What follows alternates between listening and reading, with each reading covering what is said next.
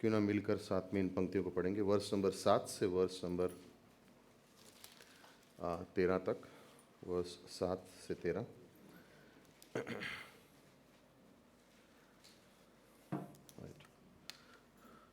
Okay, ऐसा करते हैं, खड़े होते हैं, सब मिलकर इन वचनों को पढ़ते हैं। अगर आपके पास बाइबल है, आप अपने बाइबल से पढ़ सकते हो। अगर आपके पास बाइबल नहीं है तो स्क्रीन पे देख के पढ़ सकते हैं, लेकिन एक एक वचन सब साथ में मिलके पढ़ेंगे। Okay, ready? जोर से, राइट? Verse number 7।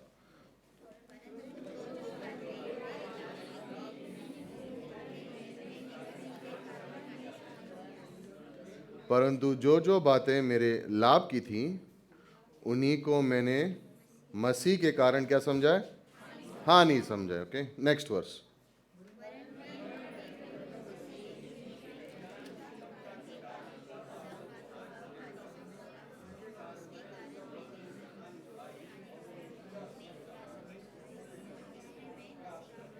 ताकि मैं किसी को प्राप्त करूं? मसीह को प्राप्त कर सकूं। Verse number 9।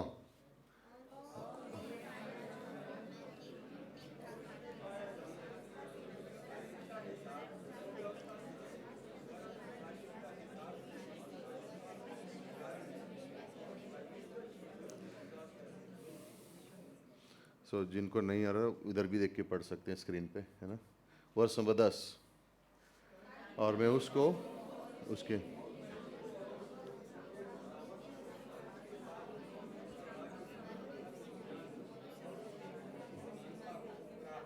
प्राप्त कर सकूं, राइट? Verse number 11।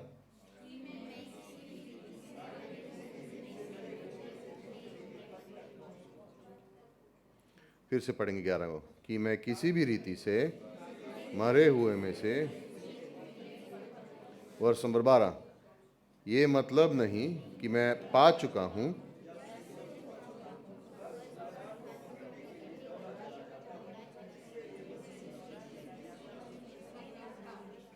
ओके, और लास्ट में वर्स नंबर 13।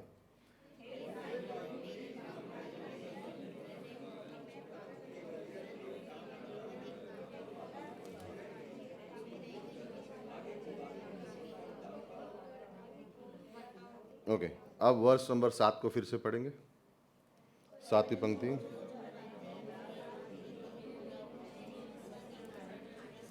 जो बातें मेरे लाभ की थी, उन्हीं को मैंने मसीह के कारण हानि समझ लिया है। और वही से वर्स नंबर 13। हे भाइयों, मेरी भावना ये नहीं कि मैं पकड़ चुका हूँ, परंतु केवल ये एक काम करता हूँ कि जो बातें पीछे रह गई हैं उन्हें भूलकर आगे की बातों की ओर बढ़ता जाता हूँ। पिता, धन्यवाद देते हैं आज के इस समय के लिए प्रभु। इस वचन में हर एक विश्वासी की इच्छा है प्रभु। हम इस इच्छा को जो पौलुस लिखता है उसे हम अपने जीवन में देखना चाहते हैं प्रभु। सिर्फ बोलने के लिए नहीं, सिर्फ जानने के लिए नहीं, लेकिन व्यक्तिगत रूप से जीने के लिए, ताकि इस जीवन को हम अनुभव कर सके कि यीशु मसीह हमारे जीवन के लिए काफ़ी है। और अगर हमारे जीवन का कोई लक्ष्य है तो वो ये कि मैं आपको जान सकूं। कि अगर ये जीवन में कोई उत्तम बात है तो ये कि मैं यीशु को जान सकूं, उसके पुनरुत्थान के सामर्थ्य को समझ सकूं, उस अनुभव के अनुसार जी सकूं जो यीशु मसीह ने हमारे लिए किया। ये दूसरों के बारे में नहीं है, मेरी स्वयं की धार्मिकता के बारे में नहीं है, मेरे कामों के बारे में नहीं है, मेरे बीते हुए दिनों के बारे में नहीं है, मेरे ओहदे के बारे में नहीं है, मेरे पास क्या है उसके बारे में नहीं, मैं कहाँ से आया हूँ उसके बारे में नहीं है, मेरे वंश के बारे में नहीं है, लेकिन ये यीशु मसीह के सामर्थ्य के बारे में है कि मैं और हम यीशु मसीह की तरह बन सकें और उसे जान सकें। पिता, इन वचनों के द्वारा हमें हमसे बातें करना, इन वचनों के द्वारा हमारे मन को छूना, इन वचनों के द्वारा हमारे मन के अंदर वो उत्तेजना देना, वो चाहत देना कि हम यीशु मसीह की तरह बन सकें। और ये जो ख्वाहिश पौलुस ने लिखी है वो हम सब के जीवन का हिस्सा बन सके। धन्यवाद फिर से एक बार मांगते हैं यीशु मसीह के नाम से, आमीन। आप बैठ सकते हैं। फिलिपियों का 3रा अध्याय में जब हम ध्यान से इसे पढ़ते हैं तो ये पौलुस के व्यक्तिगत अपने जीवन के बारे में लिख रहा है। पंक्ति नंबर 1 से 11 में उसका बीता हुआ कल किस प्रकार से था, पौलुस उसके बारे में लिखता है। पंक्ति नंबर 12 से 16 में पौलुस का व्यक्तिगत जीवन आज किस तरह से वो जी रहा है उसके बारे में लिखता है। और उसके आने वाला समय 17 से 21 में 3 हिस्सों में इस अध्याय को बांटा गया है। बीता हुआ कल जो हम देखते हैं वर्ष नंबर 1 से 11 में, उसका व्यक्तिगत व्यतीत आज का प्रेजेंट डे 12 से 16 में, और उसके आने वाले किस चीज़ पे उसका ध्यान है वर्ष नंबर 17 से 21 में। और इन अनुभव के द्वारा पौलुस अपने आत्मिक मन को उत्तेजित कर रहा है और साथ ही साथ वो विश्वासियों के भी मन को उत्तेजित कर रहा है। वो कह रहा है कि अगर आपको अपने जीवन को देखना है, समझना है, जानना है, तो परमेश्वर की नज़रिए से देखो। अपने जीवन को संसार की नज़र से, अपनी नज़र से समझने की कोशिश मत करो, लेकिन परमेश्वर के नज़रिए से देखो। जब आपके जीवन को आप परमेश्वर के नज़रिए से देखोगे तो आप निराश नहीं होगे। आप अपने अनुसार देखोगे कि आपके जीवन में क्या चल रहा है तो आप 100% निराश हो जाओगे, क्योंकि परिस्थितियों को आप समझ नहीं सकते, उत्तर आपको मिल रहे नहीं है, हर चीज़ में देरी हो रही है, तो आप बोल रहे क्या चल रहा है। लेकिन जब अपने जीवन को हम परमेश्वर के नज़रिए से देखेंगे तो हम उदास नहीं होंगे। क्यों? क्योंकि परमेश्वर का नज़रिया क्या है? सारी बातें जो परमेश्वर ने हमारे जीवन में शुरू की हैं उसे वो पूरा करेगा। फिलिपियों के 1 अध्याय में लिखा है कि जो कोई भी बातें मैंने तुम्हारे जीवन में शुरू की हैं उसे मैं पूरा करूँगा। तो एक आत्मिक मनुष्य होने के नाते, एक आत्मिक व्यक्ति होने के नाते हमें ज़िंदगी को अगर समझना है तो परमेश्वर के नज़रिए से देखना है। और पौलुस इस समय में परमेश्वर के नज़रिए से देख रहा है, इंसानी नज़रिए से नहीं देख रहा है। अगर हम विश्वासी होने के बाद और इस समय में अगर हम अपने जीवन में ये सोच रहे हैं कि जो कुछ मुझे जानना था, सीखना था, मैं आ गया हूँ, मैं संतुष्ट हूँ, तो हम सब एक खतरे के स्थान पर हैं। अगर कोई भी विश्वासी ये सोचे मैं संतुष्ट हूँ, मैं जहाँ हूँ मैं संतुष्ट हूँ, तो आप बहुत खतरनाक जगह पे हो। कोई विश्वासी का ये नहीं कह सकता कि मैं संतुष्ट हूँ, मैं और बढ़ना नहीं चाहता हूँ, मैं जितना मैं सीख सकता था मैंने सीख लिया, मुझे सब आता है। कोई भी विश्वासी इस तरह से नहीं कह सकता है। जो सबसे ज़्यादा बाइबल लिखने वाला वो कह रहा है मैं संतुष्ट नहीं हूँ अभी भी, मैं मसीह को और भी जानना चाहता हूँ। तो जो व्यक्ति जिसने बाइबल आधे से ज़्यादा नए नियम की बाइबल लिख दी, अगर वो परमेश्वर को अभी भी जानना चाहता है तो आप और मैं कहाँ पर हैं, और उस किस प्रकार से उसे जान सके उसके बारे में उसने हमें यहाँ पर पौलुस ने फिलिपियों के 3 अध्याय में 7 से 11 में भी लिख के बताया है। क्योंकि कई बार जब विश्वासी इस तरह से सोचते हैं कि मैं अपने आत्मिक जीवन में संतुष्ट हूँ, तो वो रुक जाते हैं, कहते हैं बस ठीक है, मैं आराम से हूँ, मैं सब सीख गया हूँ, मैं सब जान गया हूँ, अब मुझे और बढ़ने की ज़रूरत नहीं है। जब उस स्थान पर पहुँचते हैं तो उनका जीवन सामान्य हो जाता है कि जैसे चल रहा है चलने दो, जो हो रहा है होने दो, और फिर उनके बिना जाने वो परमेश्वर से पीछे हटने लग गए हैं।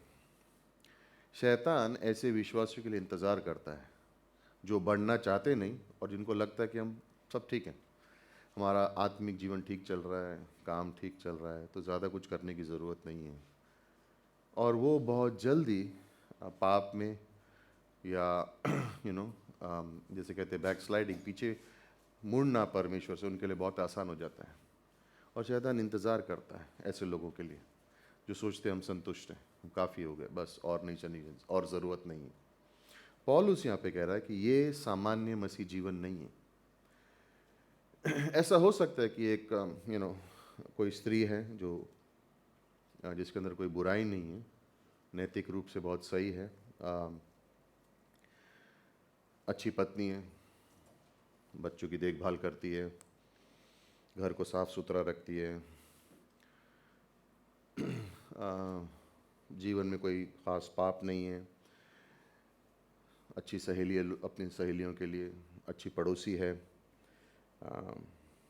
मन करता तब प्रार्थना करती है, मन करता तब प्रार्थना नहीं करती है, जब आसान है, जब ज़रूरत है तो प्रार्थना करने का ज़रूरत है, जब बाइबल पढ़ने का समय है तो बाइबल पढ़ेगी, लेकिन ज़रूरी नहीं है कि रोज़ पढ़ना चाहिए।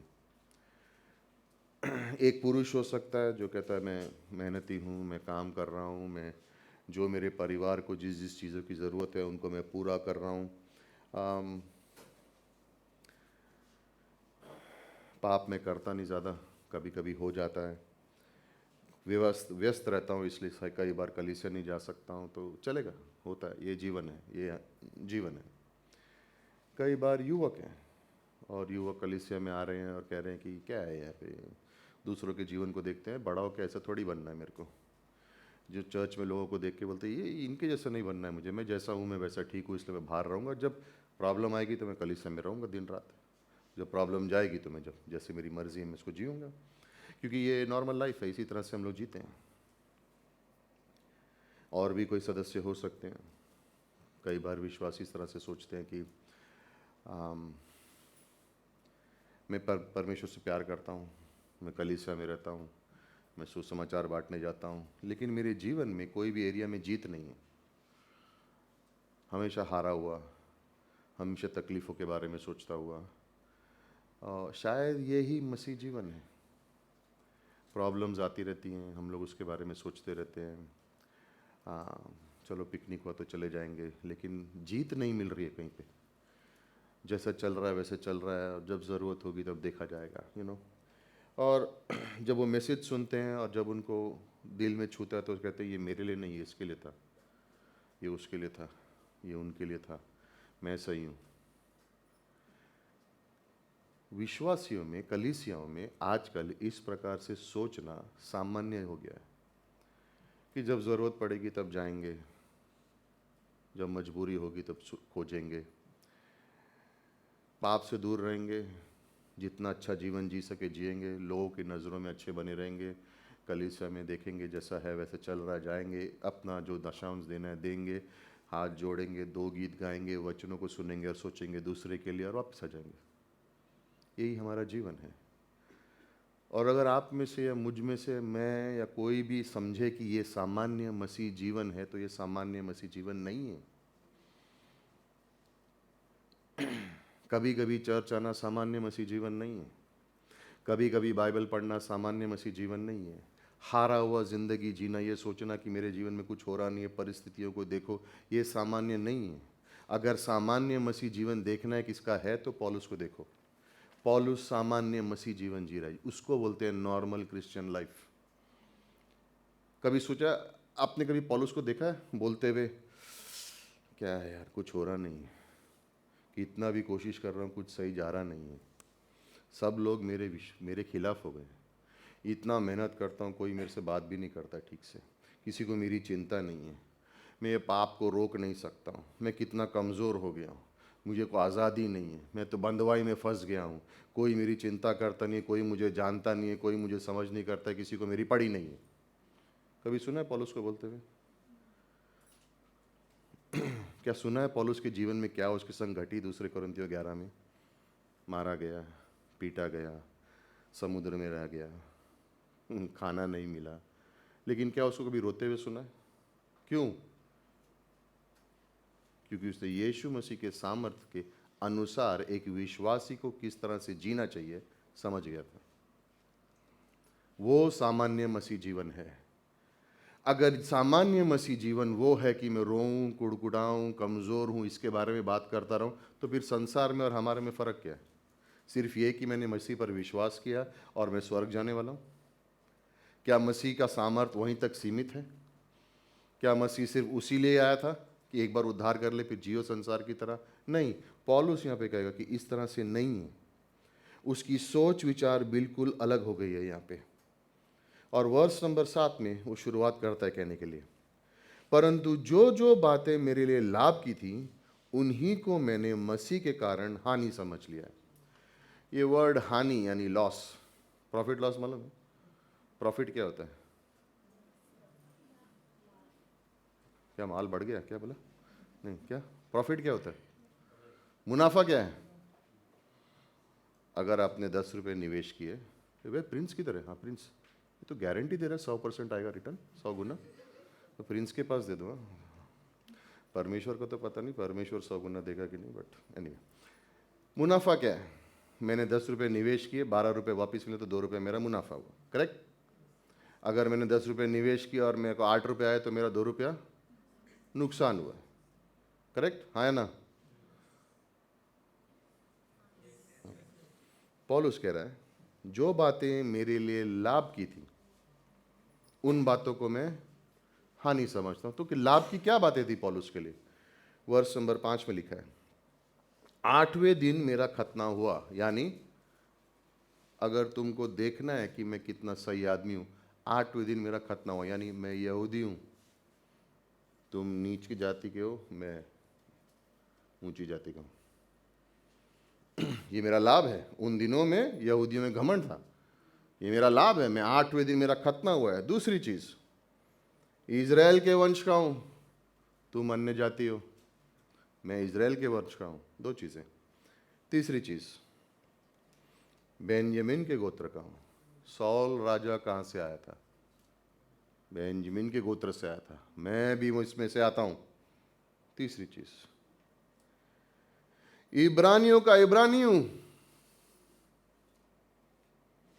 यानी ऊंचा हूं तुम सबसे, तुम आम लोगों, सामान्य लोगों। मैं इब्रानियों का इब्रानी हूं। व्यवस्था के विषय में यदि मैं यदि कहो तो फरीसी हूं। इस व्यवस्था को पूरा कैसे जीना चाहिए ना, मुझसे पूछो।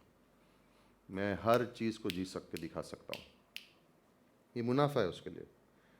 उत्साह के विषय में यदि कोई तो कलीसिया को सताने वाला था, मेरे जैसा कोई नहीं। कलीसिया को सताया मैंने, मेरे जैसा कोई नहीं था। और व्यवस्था की धार्मिकता के विषय में यदि कोई निर्दोष है तो वो मैं हूं। 7 चीजें पौलुस कह रहा है। तुम पैसे के बारे में बात करो, नंबर 1। तुम जाति के बारे में बात करो, नंबर 1। तुम देश के बारे में बात करो, सबसे फर्स्ट। तुम जोश के बारे में बात करो, मैं। धार्मिकता के बारे में बात करो, मैं। पौलुस कहता है ये सारी बातें जो मेरे लिए लाभ थी, ये 7 चीजें एक तरफ, और मैं उसे हानि समझता हूं, मेरा लॉस है। कोई भी व्यक्ति उन दिनों में इन 7 में से उसको एक चीज मिल जाए तो अपने आप को बहुत बड़ा मानता था। पौलुस के पास 7 चीजें थी। रोम की जो सरकार थी उसका वो एक सिटीजन था, यानी बहुत धनवान था, गमेलियल के द्वारा सिखाया गया था। तो उत्तम से उत्तम चीज, बड़ी से बड़ी डिग्री, सब कुछ उसके पास थी। लेकिन मसीह के सामने जब वो उसको देखता है तो कहता है ये सारी बातें हैं, वो सबसे बड़ा लॉस है मेरे लिए, इसमें कोई मुनाफा नहीं है मेरे पास। जब मैं विश्वासी नहीं था मेरे पास बहुत मुनाफा था, लेकिन जब मैं विश्वासी बना ये सब मेरे कूड़े के समान है। कब कहता है पौलुस, कब इसने इन बातों को कूड़ा समझा? विश्वासी होने के 30 साल बाद नहीं, प्रेरितों के 9वें अध्याय में, जिस दिन उसने यीशु को स्वीकारा, प्रेरितों का 9वां अध्याय, उस दिन यीशु को उसके जीवन में आया, उसने कहा ये सारी बातें मेरे लिए कूड़ा है, ये मेरे लिए कुछ भी नहीं। क्यों? आज मैंने मसीह को प्राप्त कर लिया। जब हमारा उद्धार जिस दिन हुआ, अगर आपको आपके उद्धार का दिन याद है तो आप जानोगे कि वो सबसे अच्छा दिन था आपके लिए। जिस दिन आपने यीशु को स्वीकारा, चिंताएं चली गईं, शांति जीवन में आई, आश्वासन आ गया, हम स्वर्ग जाएंगे, हमारा जीवन सही है। लेकिन पौलुस कह रहा उस दिन पर मैंने अपने आप को ये जाना कि मैं यीशु का सताव कर रहा हूँ। तो उसने, यीशु मसीह ने से सवाल पूछा, तुम कौन हो प्रभु? मैं यीशु हूँ जिसको तू सता रहा है। पौलुस का दूसरा सवाल, मैं तेरे लिए क्या कर सकता हूँ? मैं तेरे लिए क्या कर सकता हूँ? हर विश्वासी के जीवन में ये दोनों सवाल पूछना जरूरी है। कई बार यीशु मसीह को स्वीकारने के समय में हम पूछते हैं, आप कौन हो प्रभु? लेकिन दूसरा सवाल पूछने के लिए तो हम लोग इंतजार करते हैं कि जब सब सही होगा तब पूछूंगा क्या करना चाहता हूँ। पहले मैं मेरी जिंदगी को सेटल कर लूँ, फिर यीशु से सवाल पूछूंगा कि अब मुझे क्या करना चाहिए तेरे लिए प्रभु। पहले मैंने अपने परिवार को संभाल लूँ, अपने घर को संभाल लूँ, अपने नौकरी को संभाल लूँ, अपने जीवन को संभाल लूँ। कोई बुराई नहीं है, उसके बाद मैं परमेश्वर से पूछूंगा कि मैं क्या कर सकता हूँ तेरे लिए। पौलुस कहता है जिस दिन मैंने यीशु को स्वीकारा उस दिन मैंने ये सवाल पूछ लिया, मैं तेरे लिए क्या कर सकता हूँ। मेरे पास धन था, मेरे पास संपत्ति थी, मेरे पास नाम था, मेरे पास सब कुछ था, लेकिन उसको मैंने हानि समझा क्योंकि मुझे यीशु मिल गया, क्योंकि मुझे यीशु मिल गया। हमारे जीवन में 20, 25, 30 साल पहले मैंने क्या किया उसका कोई वैल्यू नहीं है अगर आज आप यीशु के करीब नहीं हो तो। 20 साल पहले मेरा अच्छे समय था तो यीशु बदल गया आज। 10 साल पहले मैंने यीशु के लिए मज़ा आता था यीशु के संग चलने के लिए, लेकिन आजकल मेरा जीवन, यीशु बदला नहीं, तुम बदले हो। तुम मुझसे क्या चाहते हो?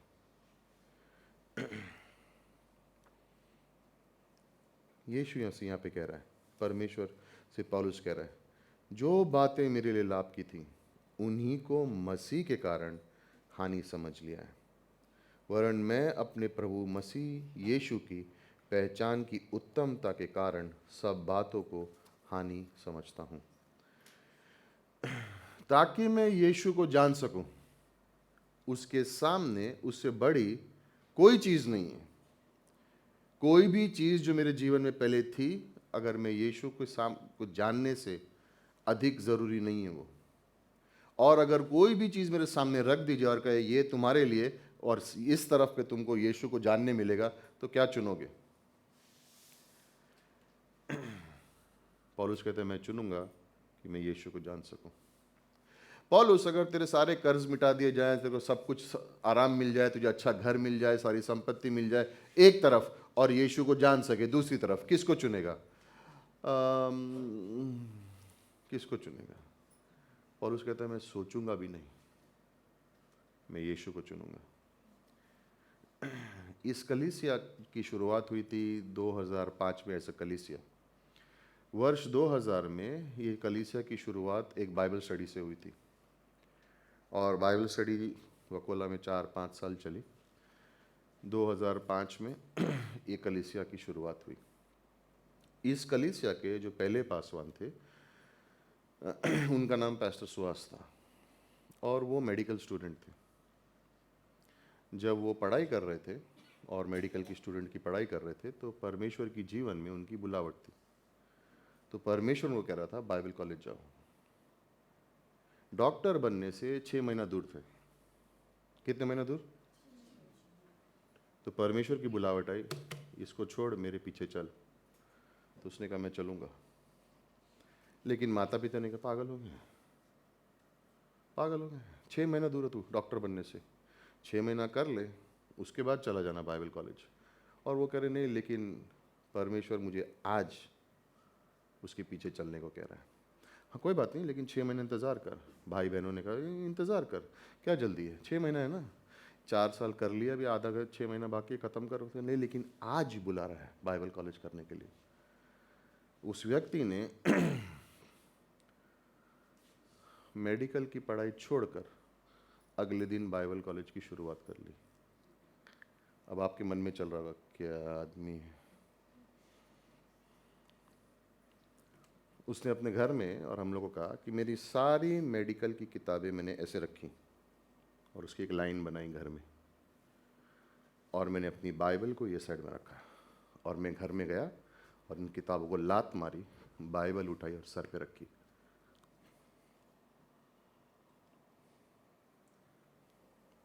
परंतु जो बातें मेरे लिए लाभ की थीं उन्हीं को मैंने मसीह के कारण हानि समझ लिया है। आज वही व्यक्ति दूसरे देश में किसी कलीसिया का सेवकाई कर रहा है।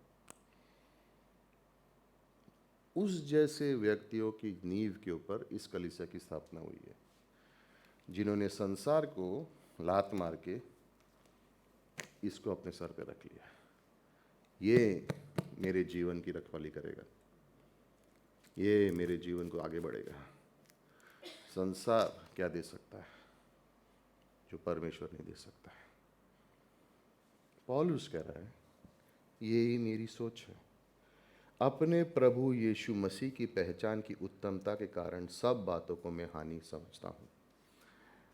हम इंसानों को पीछे मुड़ के देखने की बहुत आदत है। इज़राइल को थी ना पीछे मुड़ के देखने की आदत। परमेश्वर ने इज़राइल के जीवन में 3 पर्व रखे थे जो उनको याद दिलाते थे कि परमेश्वर ने तुमको कहाँ से छुटकारा दिया है। 3 पर्व रखे थे। हर पर्व का ये मकसद था कि परमेश्वर ने तुमको कहाँ से छुड़ाकर कहाँ पे ले आया। और ये पर्व इसलिए मनाए जाते थे, ये दिखाने के लिए नहीं कि तुम कहाँ थे और अभी कहाँ हो, वो कहने के लिए कहाँ थे और अब कहाँ पे हैं, परमेश्वर ने क्या कार्य किए हमारे जीवन में। लेकिन इज़राइल की सोच किस प्रकार थी? वो बार बार पीछे मुड़ के देख रहे थे कि उन्होंने क्या खोया है। परमेश्वर पर्व की स्थापना कर रहा है ये दिखाने के लिए कि उनको क्या मिला है। कई बार हम विश्वासी उस तरह से जीते हैं, ये बात को ध्यान में रखने के बदले कि परमेश्वर में हमें क्या मिला है, हम इन बातों पर ज़्यादा ध्यान देते हैं कि हमने क्या खोया है। और इसलिए हम हमारे जीवन में हम सारी बातों को हानि नहीं समझ सकते, क्योंकि हम सोचते हैं कि संसार में जो बातें हमने खोई हैं उनमें शायद कोई लाभ था, और मसीह में जो हमें मिला है उसमें शायद कुछ हानि है। पौलुस कह रहा है कुछ भी नहीं। जो भी बातें मुझे संसार से मिली, जो मेरे पास थी, उनको मैं हानि समझता हूँ, क्योंकि मुझे यीशु मिल गया। अगर हमारे में से यहाँ पे कोई बैठा उसके जीवन में जिसके मन में ये ख्वाहिश, ये इच्छा नहीं है कि मुझे यीशु मिल गया, बाकी सारी बातें होती रहेंगी, तो आप अभी तक मसीह को जाने नहीं है। आपने सिर्फ सुना है उसके बारे में, आपने उसको जाना नहीं है। क्योंकि जिस दिन आप जान जाओगे आप भी यही बोलोगे कि सारी बातें एक तरफ, यीशु मसीह एक तरफ।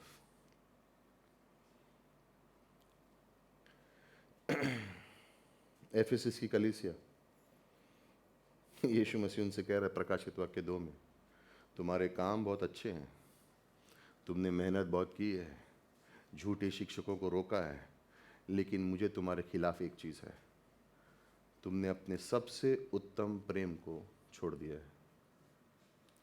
तुमने अपने सबसे उत्तम प्रेम को छोड़ दिया है। परमेश्वर एफेसस की कलीसिया से कह रहा है तुम्हारे काम बहुत अच्छे हैं, तुम्हारी कार्य बहुत अच्छे हैं, तुम्हारी सेवा बहुत अच्छी है, तुम्हारी शिक्षा बहुत ही अच्छी है, लेकिन तुमने मुझे छोड़ दिया। तो ये सब जो तुमने कहा, और याद है उसमें क्या लिखा है, वर्ष नंबर 1 प्रकाशित वाक्य का 2 अध्याय, थिंक वर्ष नंबर 8 है।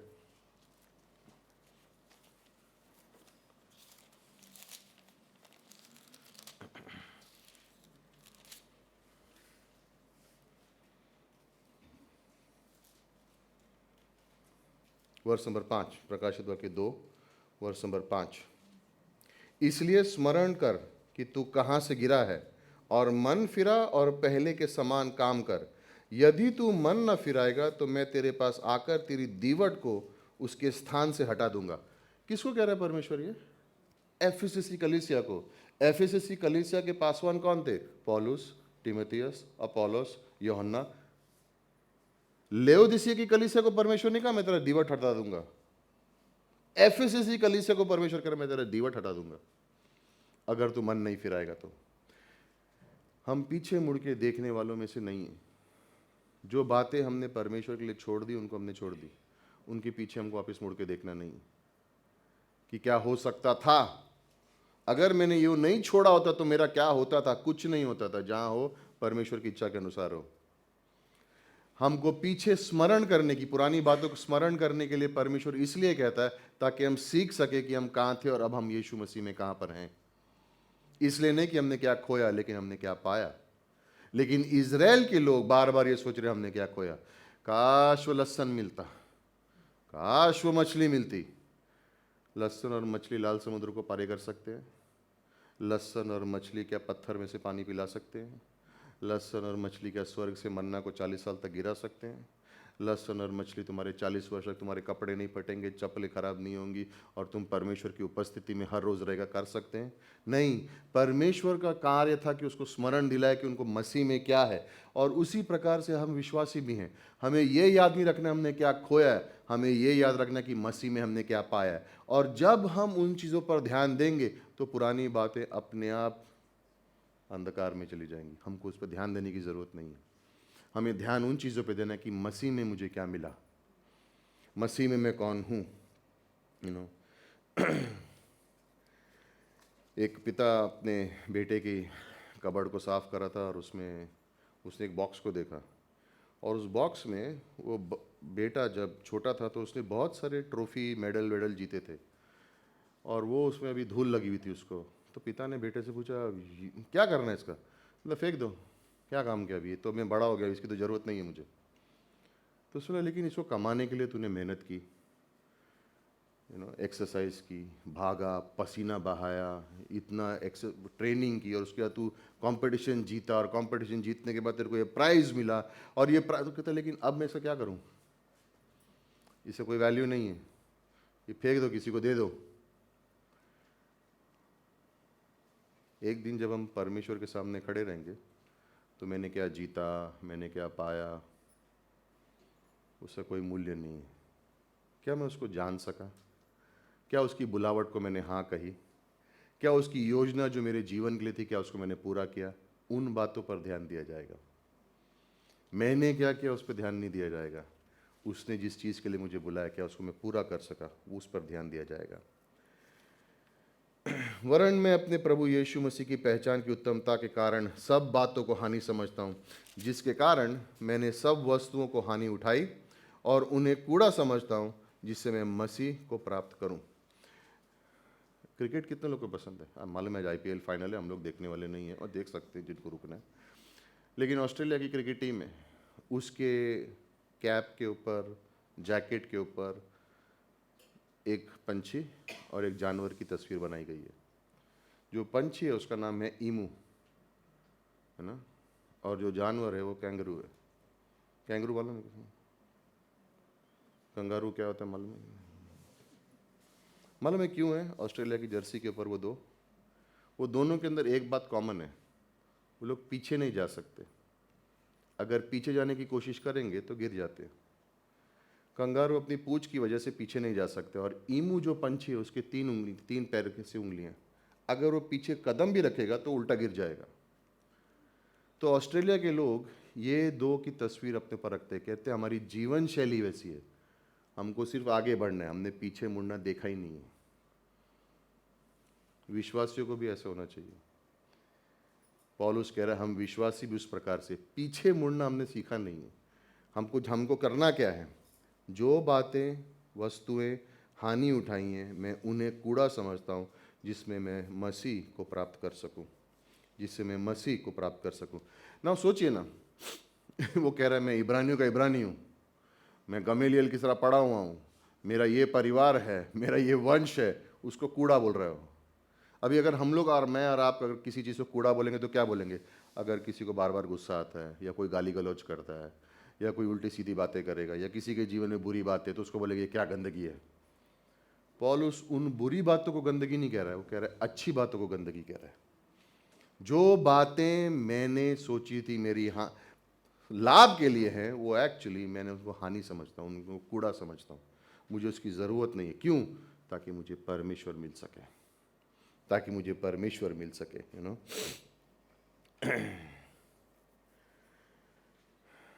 कई बार हम और हमारे देश में और कई जगह पे लोग कहाँ से आए हैं उस पर ज़्यादा अहमियत देते हैं। मालूम है, मेरे परिवार 10 पीढ़ी पहले जाओ तो महात्मा गांधी से जुड़ता है। मेरा 10 पीढ़ी पहले जाओ तो मैं पौलुस से, मेरे वंश जुड़ जाता है। हम लोग सदियों से विश्वासी। अगर हमारे परिवार के वंश को देखोगे तो थोमा जब आया था तब भी हम लोग विश्वासी बने थे। कहने का मतलब है मैं तुमसे ज़्यादा आत्मिक हूँ। मैं जिस कलीसिया से आता हूँ, मैं जिस परिवार से आता हूँ, मैं जिस वंश से आता हूँ, वो तुमसे थोड़ा, पौलुस कह रहा है मैं इब्रानियों का इब्रानी हूँ, और मैंने उसको क्या समझा है? कूड़ा है, ताकि मैं मसीह को प्राप्त कर सकूँ, ताकि मैं मसीह को प्राप्त कर सकूँ। क्यों पौलुस इन बातों को कह रहा है? हम सब के जीवन में एक छुपी हुई मूर्त है। हम सब के जीवन में एक छुपी हुई मूर्ति है, जिसको हम छुपा हुआ पाप बोलते हैं, जिससे हमको छुटकारा नहीं चाहिए एक्चुअली। हम उस बात को अपने जीवन में दबा के रखते हैं और किसी को बताते नहीं हैं। चाहे वो मेरी एजुकेशन हो सकती है, चाहे वो मेरा बैकग्राउंड हो सकता है, चाहे वो मेरी आदत हो सकती है। जैसे प्रिंस कह रहा था ना, मरकुस चैप्टर 10 में व्यक्ति आया यीशु मसीह के पास, मुझे अनंत जीवन चाहिए। परमेश्वर ने कहा सब कुछ बेच और मेरे पीछे हो लेगा। नहीं, अभी मुझे थोड़ा सा और कमाना बाकी है। कोई एक छोटी सी चीज़ बची हुई है जो मैं आपको भी दे नहीं सकता हूँ यीशु, वो मुझे अपने जीवन में संभाल के रखनी है, और जब तक उसको मैं पूरा नहीं करूँ तब तक मैं आपके पीछे पूरी तरह से आ नहीं सकता हूँ। पौलुस यहाँ पे कह रहा है कि ऐसी कोई बात अगर मेरे जीवन में है तो मैं उसको कूड़ा समझता हूँ, ताकि मैं यीशु मसीह को प्राप्त कर सकूँ। और हम विश्वासियों को जानने के लिए ज़रूरत है कि ये मरकुस 10 में उस व्यक्ति को पैसे से प्रेम था, वो अपने पैसे को छोड़ नहीं पा रहा था, लेकिन एट द सेम टाइम उसे मसीह भी चाहिए। और परमेश्वर कह रहा दोनों एक साथ नहीं मिलेगा, या तो मैं मिलूंगा या तो तुझे तेरी छोटी सी मूर्त जो तूने अपने जीवन में बनाई है, जिसकी वजह से तू मेरे पीछे नहीं चल रहा है, वो ले सकता है तू। दोनों साथ में नहीं मिलेंगे। पौलुस जानता है कि अगर उसको मसीह के पीछे चलना है तो जो भी चीज़ को वो अपना प्यारा समझता है, जिसकी वजह से उसकी पहचान है, उसको कहना पड़ेगा ये मेरे जीवन में कुछ काम की नहीं है, तो मैं मसीह को स्वीकार कर पाऊंगा। क्यों? क्योंकि यीशु से ज़्यादा बेहतर कुछ नहीं है। और कई बार हम अपने जीवन में ऐसी चीज़ों को वो स्थान दे देते हैं जिसकी वजह से हम बोलते हैं यीशु बाद में चलेगा। बहुत से लोग चंगाई के लिए प्रार्थना करते हैं, आत्मसमर्पण के लिए प्रार्थना करते हैं, मैं यीशु के पीछे मैं चलने लगा, ना लौटूंगा। गाने के लिए अच्छा है, लेकिन जब कदम उठाने आए तो बाद में आऊँगा। मैं सोच रहा हूँ वर्शिप टीम ज्वाइन करूँ, पास्टर पीटर सब लोग को देख के मेरे के अंदर भी, लेकिन फिर परमेश्वर ने कहा चुप रहना ज़्यादा अच्छा है। सबके संगा, किसी को पता नहीं चलेगा तेरी आवाज़ के बारे में। कुछ लोगों को अपनी इस छुपे हुए मूर्त से छुटकारा नहीं चाहिए, उसको पकड़ के रखा उन्होंने। ये चीज़ मेरे जीवन में परमेश्वर से ज़्यादा ज़रूरी है, ये चीज़ को मैं नहीं छोड़ सकता। परमेश्वर बाकी सब बोल दो छोड़ने के लिए, लेकिन इसको मैं नहीं छोड़ूंगा। धन हो सकता है, नौकरी हो सकती है, बीता हुआ कल हो सकता है, नाम हो सकता है, पोजीशन हो सकती है, परिवार हो सकता है, कुछ भी हो सकता है, लेकिन इसको मत छूना परमेश्वर। और यीशु मसीह कह रहा है वही चाहिए मुझे। पौलुस कह रहा है 7 चीज़ें थी मेरे पास, 7 चीज़ें थी मेरे पास। मैं निर्दोष था, मैं निर्दोष था। कलीसिया को सताने वाला मुझसे अच्छा कोई नहीं था। व्यवस्था के मामले में मैं निर्दोष था, फरीसियों का फरीसी, इब्रानियों का इब्रानी, बेंजामिन के गोत्र का। 8वें दिन मेरा खतना हुआ था, गमीलियल ने मुझे सिखाया था। इतना धन था कि रोम की मेरे को सरकार ने मुझे बोला कि तुम हमारे सिटीजन बन जाओ। सब कुछ था मेरे पास, लेकिन वो एक चीज़ कौन सी है वो आप जानो। क्या आज आपके जीवन में कोई ऐसी एक चीज़ है जिसको आप पकड़ के बैठे हुए हो और बोल रहे हो जब नहीं, सब कुछ देने को तैयार हो यीशु को सिवाय इसके?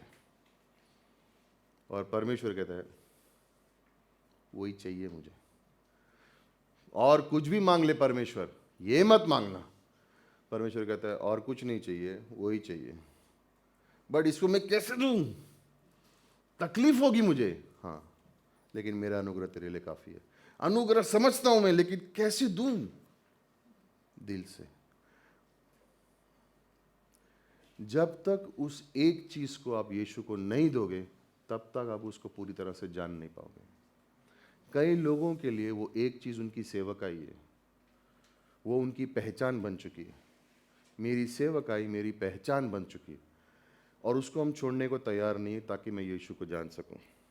मैं सेवा करता रहूंगा, लेकिन यीशु को जानने के मौके नहीं चलेंगे। क्यों? मैं जान गया हूं जितना मुझे जानना है, अब मुझे सिर्फ सेवा करनी है। परमेश्वर कह रहा है नहीं चाहिए। पौलुस 2.5 साल तक जेल में रखा उसको, क्यों? ताकि वो मसीह को जान सके और ये पत्र को लिख सके। मैं सेवा करना चाह रहा हूं और परमेश्वर तूने मुझे जेल में डाल दिया है ताकि तू मुझे जान सके। बाहर इतना काम कर रहा है, तेरे पास समय नहीं है मेरे लिए, अंदर आ जा, अपन दोनों बैठ के बात करेंगे। और इस पत्र को लिखना जो 2000 साल के बाद ग्रेस कम्युनिटी फेलोशिप चर्च में लोग पढ़ेंगे और उनको समझ में आएगा कि मेरे संग रहना ज़्यादा ज़रूरी है सेवकाई से। मेरे संग रहना ज़्यादा ज़रूरी है उस एक छोटी सी मूरत को पकड़ के जो बैठा हूँ मैं, जिसको मैं छोड़ने के लिए तैयार नहीं हूँ। जू बीच गए हो कभी कि तुम? एक दो जन ही गए, बाकी कोई जू बीच नहीं गए सब? सॉरी। कभी रेत उठा के ऐसे पकड़ा टाइट, उसको क्या होता है हाथ में, जैसे छूट जाती है ना, फिर हाथ खोला, अरे इतनी सारी पकड़ी थी, गई किधर? जिंदगी भी ऐसे ही है, मसीह के बिना उठाते रहो, रेत ही आएगी हाथ में और वो भी हाथों से निकलती रहेगी, और अंत में क्या मिलेगा? कुछ नहीं। और पौलुस कह रहा है कि जो भी चीज़ मैं अपने लिए हानि के लिए सोचता हूँ, जो भी चीज़ दूसरे सोचते हैं कि ये तो बहुत इंपॉर्टेंट है, उसको मैं बोलता हूँ हानि के लिए, ताकि मैं यीशु मसीह को जान सकूं। क्यों?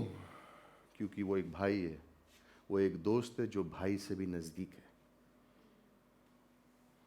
वो ही है, जब मुझे दुख होगा तो वो मुझे उठा लेगा, अपनी गोद में रखेगा। याद है पिछले टाइम 9 चीज़ें 8 चीज़ें हमने बोली थी। वो मेरी अपने कानों से मेरी आवाज़ को सुनेगा, वो आँखों से मेरे रास्ते को दिखाएगा। जब मैं खाई में गिरूंगा तो वो मुझे उठा लेगा, जब मेरा दिल टूटेगा तो वो मुझे सांत्वना देगा, जब मुझे कठिनाई आएगी तो वो मुझे बचाएगा, जब मेरी ज़िंदगी में तूफान आएंगे तो उस नाव के अंदर आके उस लहरों के ऊपर वो पैर रखेगा और कहेगा थम जा। जब मुझे ज़रूरत होगी तो मेरी 2 रोटियों को उससे 20,000 को खिलाएगा। मैं इसीलिए यीशु को जानना चाहता हूँ, क्योंकि उसके जैसा कोई नहीं है। और मेरी ज़िंदगी में जो भी चीज़ें मैं समझ रहा हूँ कि मेरे लिए मजबूती है, ज़रूरी है, वो रेत है जो मेरे हाथों से निकलती जाएगी। लेकिन जब यीशु मेरे जीवन में आएगा और मैं जब उसको प्राप्त करूँगा, उसके जैसी कोई चीज़ नहीं है। उसके जैसा मीठा कोई नहीं है, उसके जैसा प्रेमी कोई नहीं है, उसके जैसा अनुग्रह देने वाला कोई नहीं है, उसके जैसे संभालने वाला कोई नहीं है, उसके जैसे हमारी ज़रूरतों को पूरे करने वाला कोई नहीं है, उसकी जैसी प्रार्थनाओं को उत्तर देने वाला कोई नहीं है, उसके जैसा कोई नहीं है। और इस रेत को पकड़ने, संसार की रेत को हाथ में लेने से अच्छा है कि मैं यीशु को जान सकूं। ये एक हर विश्वासी की इच्छा है। ये सामान्य मसीह जीवन है। सामान्य मसीह जीवन यानी कलीसिया में हफ्ते में मैं 3 बार, अगर मैं कलीसिया में हफ्ते में, किसी के बारे में नहीं बोल रहा हूँ, किसी के लिए बुराई नहीं कर रहा हूँ, लेकिन सामान्य मसीह जीवन है कि आप कलीसिया में हफ्ते में 3 दिन आओ। सामान्य मसीह जीवन है कि आप रोज़ अपनी बाइबल को पढ़ो।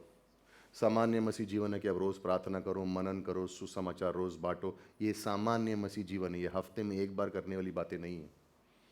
मैं हफ्ते में 1 बार सुसमाचार बांटता हूँ, बहुत अच्छा काम किया। परमेश्वर ने भी बोला हफ्ते में 1 बार तेरी प्रार्थना का जवाब दूंगा। मैं महीने में 1 बार चर्च जाता हूँ, मैं महीने में 1 बार तेरी ज़रूरतों को पूरा करूँगा। थैंक गॉड करता नहीं है ऐसे। ये सामान्य मसीह जीवन है। संगति करना सामान्य मसीह जीवन है। एक दूसरे की मदद करना सामान्य मसीह जीवन है।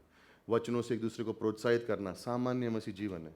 किसी को कोई कठिनाई में उसके लिए जाके उसकी मदद करना सामान्य मसीह जीवन है। कुड़कुड़ाना सामान्य मसीह जीवन नहीं है। कोई नीचे गिरा हुआ तो उसको और खड्डे में डालना सामान्य मसीह जीवन नहीं है। किसी के संग तुलना करना, उसकी पीठ के पीछे उसकी बातें करना, ये सामान्य मसीह जीवन नहीं है। ये सामान्य मसीह जीवन नहीं है। लेकिन उससे प्रेम करना सामान्य मसीह जीवन है। उसकी बोले गए वचनों के पीछे चलना, ये सामान्य मसीह जीवन है।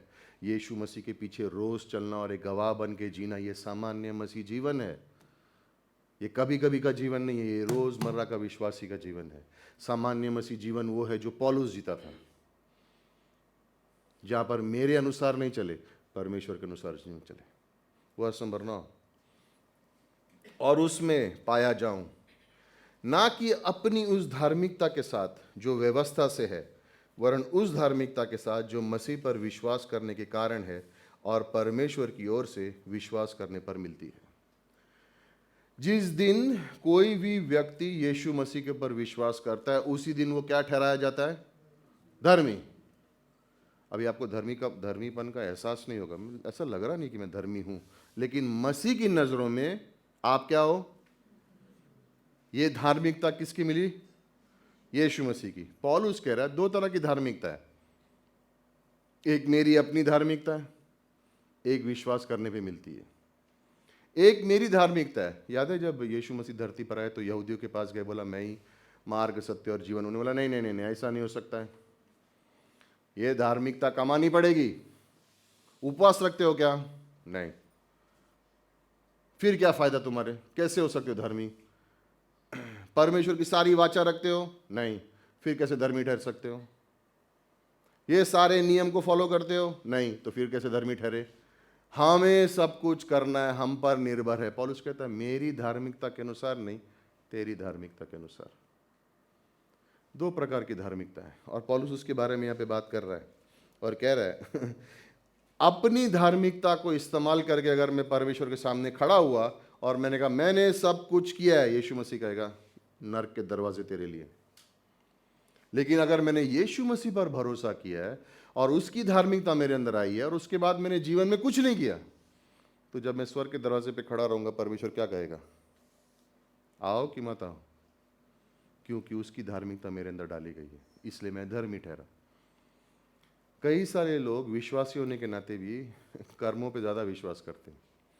मुझे कुछ करना पड़ेगा, कर्म करने पड़ेंगे, विश्वासी है तो कर्म करने पड़ेंगे, तो ही मैं स्वर्ग जा सकता हूँ। नहीं, सारा कार्य यीशु मसीह ने क्रूस पर पूरा कर दिया। अब विश्वास के अनुसार तुम्हें चलना है, विश्वास के अनुसार तुम्हें चलना है। जो धार्मिकता मुझे विश्वास से मिली है, उसके द्वारा मैं परमेश्वर को जानना चाहता हूँ। वर्ष नंबर 10, ताकि मैं उसको और उसके मृत्यु गए की सामर्थ को और उसके साथ दुखों में सहभागी होने के मर्म को जानूं और उसकी मृत्यु की समानता में प्राप्त करूं। पौलुस यहाँ पे कह रहा है मैं उसको जानूं। पौलुस ये नहीं कह रहा है मैं उसके बारे में जानूं। दो अलग अलग चीज़ें। मैं यीशु मसीह के बारे में जानना चाहता हूं, मैं यीशु मसीह को जानना चाहता हूं। यीशु मसीह के बारे में जानने के लिए मेरे पास बहुत सी किताबें हैं, संसार में बहुत सी किताबें हैं, इंटरनेट पे बहुत कुछ है, उसके द्वारा मैं यीशु मसीह को जान सकता हूँ, उसके बारे में बहुत कुछ जान सकता हूँ। लेकिन मैं यीशु मसीह को अनुभवी रूप से जानना चाहता हूँ। कहने का मकसद ये है कि मैं अनुभव करना चाहता हूँ कि जब मैं बाइबल के अनुसार जो परमेश्वर ने कहा है अगर मैं करूँगा तो क्या उसके अनुसार परमेश्वर वही करेगा। अगर मैं विश्वास से चलूँगा तो क्या परमेश्वर मेरे विश्वास का आदर करेगा। हाँ, तो मुझे वो अनुभव करना है। जब मेरे जीवन में कोई बहुत बड़ी रुकावट आ जाए और परमेश्वर पे मैं भरोसा करूँ और कहूँ मैं चलूँगा, तो क्या परमेश्वर उस रुकावट को हटा सकता है। मुझे वो अनुभव करना है, उसके बारे में नहीं जानना है, मुझे मेरे जीवन में उसका अनुभव करना है। मैं मेरे जीवन में परमेश्वर की प्रार्थना का उत्तर कैसे मिलता है, मुझे उसका अनुभव करना है। सिर्फ दूसरों की गवाही नहीं सुननी है। कुछ विश्वासी सिर्फ दूसरों की गवाही सुन के अपना आत्मिक जीवन जीते, अरे वाह उसके जीवन में क्या हुआ, मेरे में भी हो सकता है, लेकिन प्रार्थना नहीं करेंगे। पौलुस कह रहा है मुझे इस प्रकार से जीना है कि मैं ऐसे प्रार्थना करूं कि परमेश्वर उसका जब जवाब देगा तो वो अनुभव कैसा होता है, मुझे उस प्रकार से यीशु को जानना है ताकि मेरा विश्वास बढ़ सके। क्यों कहता है वो, मालूम है क्यों? बहुत से लोग इसको जानते हैं, बहुत से लोग इस किताब को जानते हैं और इसको जानते हुए भी पाप में जीते रहते हैं, क्योंकि वो यीशु के बारे में जानना चाहते हैं, यीशु को नहीं जानना चाहते हैं। इस देश के प्रधानमंत्री को जानने के लिए न्यूज़ में बहुत कुछ आता है उसके बारे में जानने के लिए, लेकिन उसको अगर व्यक्तिगत रूप से जानना है तो उसके संग समय बिताना पड़ेगा। यीशु मसीह के बारे में जानने के लिए बहुत कुछ है, उसको जानना अलग बात है। क्या मैं विश्वास से चल सकता हूँ? यीशु मसीह ने कहा कि जाओ और सुसमाचार बांटो।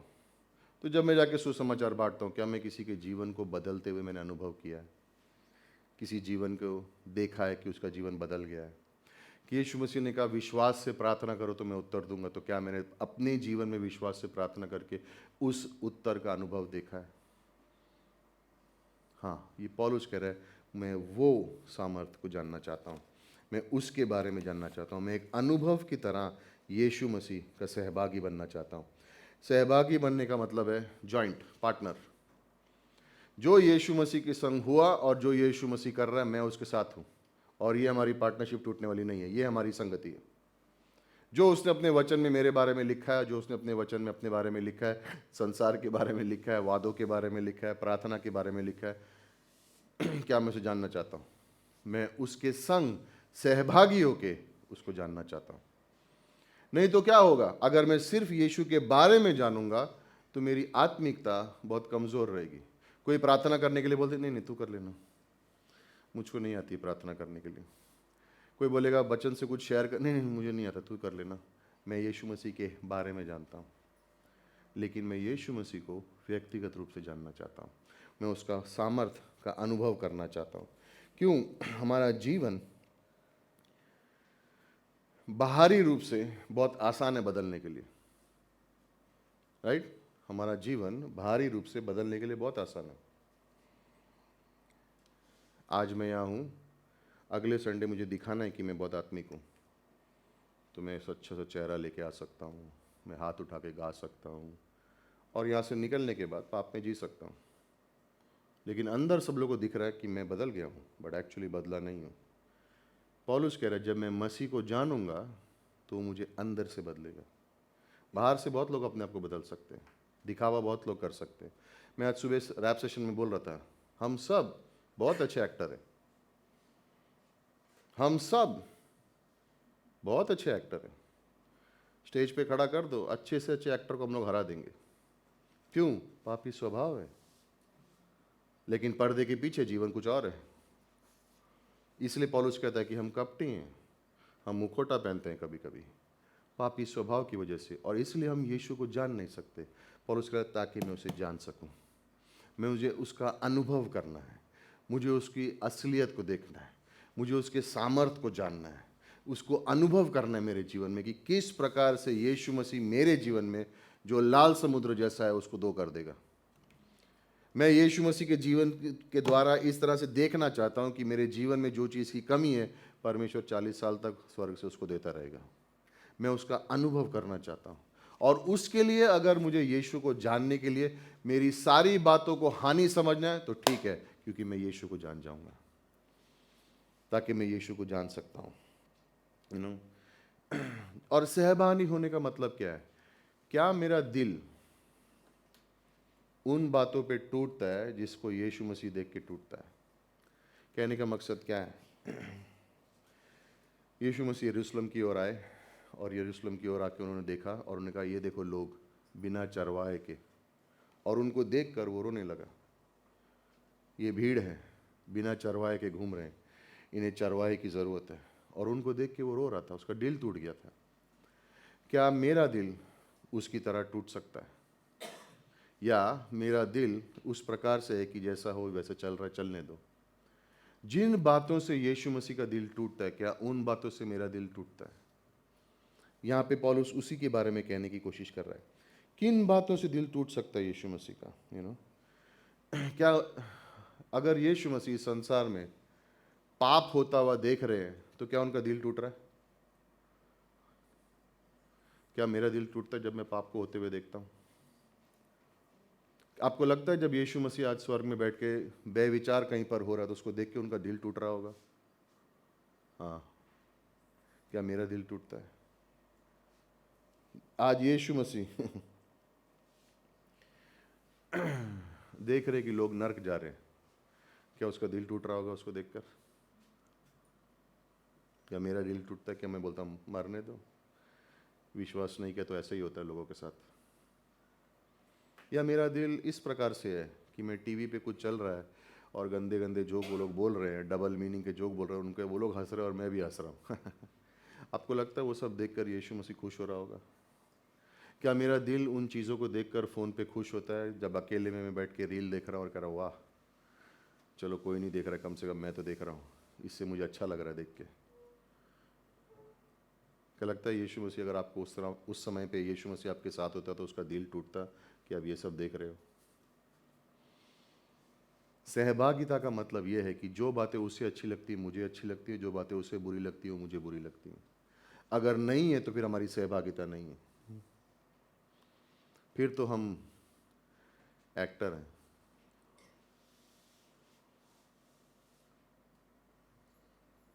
बहुत लोग सीरियस हो गए। सामान्य मसीह जीवन है, सामान्य मसीह जीवन है। प्रेम है, अनुग्रह है, लेकिन पवित्रता भी है, और उसके संग हम खेल नहीं सकते। जो बातें यीशु मसीह के दिल को तोड़ती, क्या वो बातें मेरे दिल को तोड़ती हैं? और अगर नहीं तोड़ती हैं तो मैं उसके संग सहभागी नहीं हूँ, मैं उसके संग सहभागी नहीं हूँ। वर्ष नंबर 11, कि मैं किसी भी रीति से मरे हुए में से जी उठने के पद तक पहुँचूँ। किसी भी रीति से, किसी भी रीति से, मेरे जीवन में एक ख्वाहिश है कि मैं हर एरिया में अपने जीवन के यीशु मसीह के सामर्थ्य को देख सकूं। व्यक्तिगत आत्मिक जीवन में, मेरी पारिवारिक जीवन में, मेरे बच्चों के संग, मेरी पत्नी के संग, मेरे कामकाज में, मेरे नौकरी में, मेरे बिजनेस में, हर एरिया में मैं यीशु मसीह के सामर्थ्य का अनुभव कर सकूं। पौलुस कह रहा है, मरे हुए में से जो सामर्थ्य, जब यीशु मसीह की मृत्यु हुई तो परमेश्वर का सामर्थ्य इतना मजबूत था कि मरे हुए में से यीशु को जिंदा किया। वो ही सामर्थ्य आज सारे विश्वासियों को दिया गया है, लेकिन कितने लोग उसका इस्तेमाल करते हैं? पौलुस यहाँ पे उसकी बात कर रहा है, कह रहा है मुझे वो सामर्थ्य मेरे जीवन में, मैं उसका इस अनुभव करना चाहता हूँ कि मेरे जीवन में ऐसा लगता है कि ये चीज़ कभी बदलेगी नहीं, और मैं कहूँगा परमेश्वर मैं तेरे संग सहभागी हूँ, बदल मुझको, और यहाँ पे अब मैं पीछे हटूंगा और आपका सामर्थ्य को मेरे जीवन में काम करने दूंगा। जो बातों को मैं सोचता था कि मेरे जीवन में कभी बदल नहीं सकती, कभी चेंज नहीं हो सकती है, मैं अब परमेश्वर से कह रहा हूँ, परमेश्वर ये तेरा सामर्थ्य मेरे जीवन में होने दे, बदलने दे मुझे। मैं विश्वास करता हूँ कि पुनरुत्थान का सामर्थ्य जिसने तुझे मरे हुए में से जिंदा किया वो आज मेरे लिए भी है, तो आपके लिए कोई भी चीज़ मेरे जीवन में करने के लिए असंभव नहीं है। और मैं आप पर भरोसा करता हूँ और मैं ये जानना चाहता हूँ ये शब्द जो यहाँ पर पुनरुत्थान के बारे में है कि किसी भी रीति से मरे हुए में से जी उठने के पद तक पहुंचूं, वो नए नियम में सिर्फ एक जगह पे इस्तेमाल किया गया, यहाँ पे। उसका मतलब है पुनरुत्थान बाहर,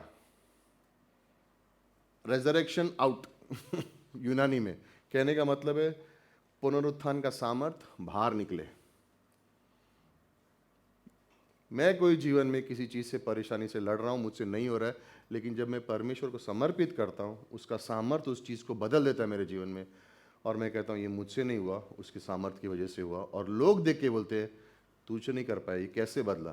परमेश्वर के सामर्थ्य ने कर दिया। पौलुस कह रहा है हर एरिया में जीवन के मुझे वो सामर्थ्य का अनुभव करना है, ताकि मेरा नाम नहीं हो, लेकिन मेरे जीवन के द्वारा लोग यीशु मसीह के सामर्थ्य को समझ सकें। तो अगर मैं विवाहित हूं तो मेरे विवाहित जीवन से परमेश्वर का सामर्थ्य दिखे। इसीलिए एक पति और एक पत्नी को एक दूसरे के करीब होना, सबसे अच्छे दोस्त होना बहुत ज़रूरी है।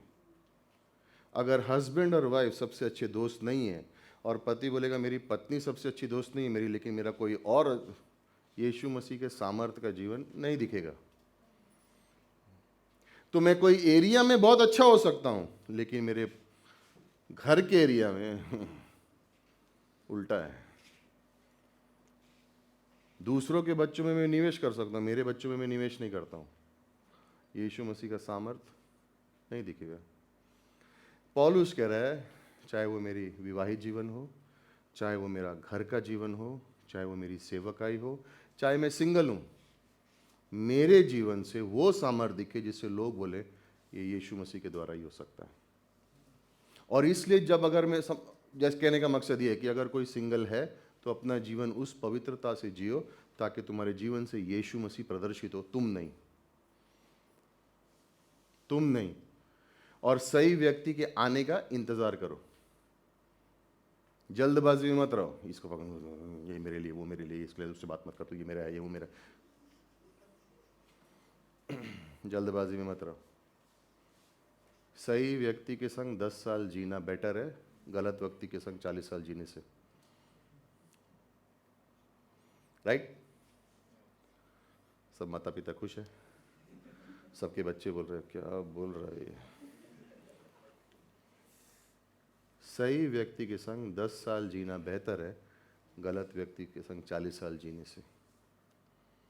इसे जल्दबाजी मत करो। सही समय पे परमेश्वर उस व्यक्ति को तुम्हारे जीवन में लेकर आएगा। इसहाक के लिए रिबेका सही समय पे आई। जब रिबेका आई तो इसहाक क्या कर रहा था? कब आ रही है?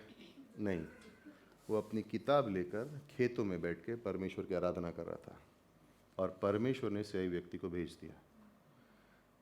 खोजने का काम पवित्र आत्मा का है, उसको उसका काम करने दो। तुम खोजने मत जाओ। 99% गलत को ही खोजोगे। सब शादीशुदा यस कर रहे हैं, सारे सिंगल लोग ऐसे देख रहे हैं। तो किसके बारे में? हम लोग के बारे में तो नहीं हो रही है। हर एरिया में मैं परमेश्वर के पुनरुत्थान के सामर्थ्य को जान सकूं। वर्ष नंबर 12। ये मतलब नहीं कि मैं पा चुका हूं या सिद्ध हो चुका हूं ना। पौलुस कह रहा है ये नहीं कि मैं पा चुका हूं या सिद्ध हो चुका हूं। सबसे ज्यादा विश्वासी व्यक्ति जो बढ़ चुका है आत्मिकता में वो बोल रहा है मैं नहीं हुआ हूं, मैं सब कुछ नहीं आता है मुझे, मैं अभी भी सीख रहा हूं। दूसरा कोरिन्थियों का 10 वर्ष नंबर 12 देख सकते हैं। दूसरा कोरिन्थियों का 10 वर्ष नंबर 12, उसमें लिखा है क्योंकि हमें ये हिवाय नहीं है कि हम अपने आप को उनमें से ऐसे कितनों के साथ गिने या उनसे अपनों को मिलाएं जो अपनी प्रशंसा करते हैं और अपने आप को आपस में नाप तोल कर एक दूसरे से मिलान करके मूर्ख ठहरते हैं। क्यों पौलुस कह रहा है कि मैं अपने आप की तुलना नहीं करता हूं? क्योंकि दो चीजों की वजह से। तुलना करने में दो खतरे हैं। पहला, मैं उनके संग अपनी तुलना करता हूं जो मुझसे, मैं चल के जा रहा हूं रोड पे, गटर आता है, गटर में एक आदमी पी के टाइट गिरा हुआ है और मैं उसको देख के बोलता तेरे से अच्छा तो मैं हूं। कैसा है मेरे को। पहला खतरा, मैं किसी को देखता हूं और उसको बोलता हूं ये मुझसे नीचे है और कहता हूं मैं कितना अच्छा हूं। तो क्या होता है मेरे जीवन में? घमंड।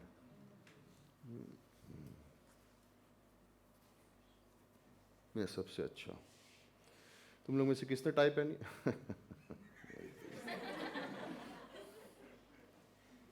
दूसरा खतरा, मैं किसी को, अभी आया कोई सूट पहन के, उसको साला सूट पहना है, शाह पूरा बर्बाद हो गया मेरा, कुछ फ़ायदा ही नहीं है टाई वाई पहन के आने का, मेरे से अच्छा है वो।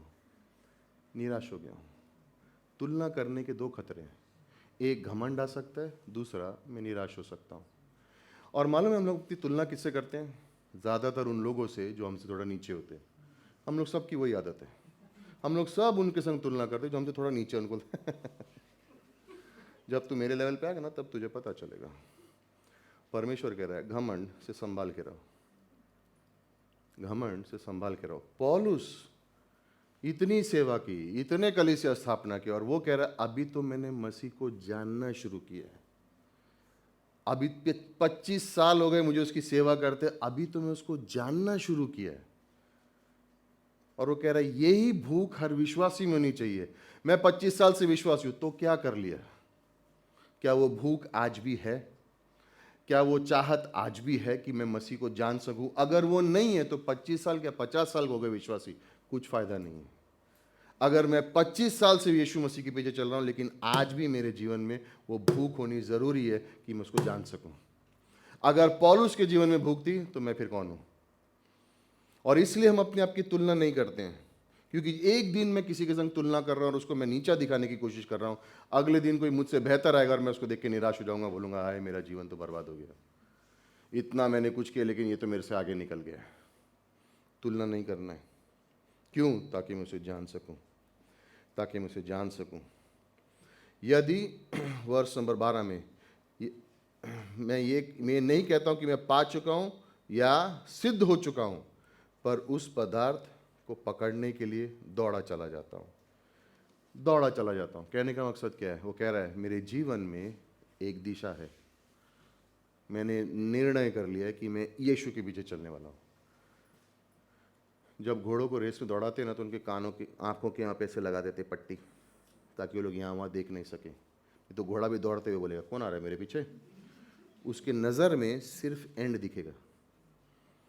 विश्वासियों को पौलुस कह रहा है इसी तरह से होना है। दूसरे के जीवन में क्या चल रहा है मुझे नहीं लेना देना, मैं किससे अच्छा हूँ बुरा हूँ मुझे नहीं लेना देना, मुझे सिर्फ यीशु की ओर दौड़ना है। कहता है ये मेरे जीवन का लक्ष्य है, ये मेरे जीवन के सिद्ध, यही मैं जीवन में करना चाहता हूँ कि मैं उस पदार्थ को पकड़ने के लिए दौड़ा चला जाता हूँ। कोई भाग रहा है यीशु के पीछे, नहीं भाग रहा है, उससे मुझे कोई लेना देना नहीं है, मुझे चाहिए यीशु। कोई यीशु के पीछे चल रहा है, कार्य कर रहा है, नहीं कर रहा है, मुझे उससे कोई लेना चाहिए, लेकिन मैंने अपने जीवन में एक दिशा ढूंढ लिया और मैं यीशु के पीछे चलूंगा और मुझे कोई चीज़ की रुकावट नहीं होगी। मुझे किसी के जीवन में क्या चल रहा है उससे कोई लेना देना नहीं, मैं यीशु को जानना चाहता हूँ। मैं किसी के संग तुलना नहीं करना चाहता हूँ कि वो कितना यीशु को जानते हैं, मैं यीशु को जानना चाहता हूँ। ये मेरे जीवन की ख्वाहिश है। कई सारे विश्वासी कई बार संतुष्ट हो जाते हैं क्योंकि वो सोचते हैं कि दूसरे ने कर लिया है, ये देखो 20 साल से विश्वासी, इसने कुछ नहीं किया तो फिर मैं कौन हूँ, जाने दो ना यार, चलने दो ऐसे ही जीवन।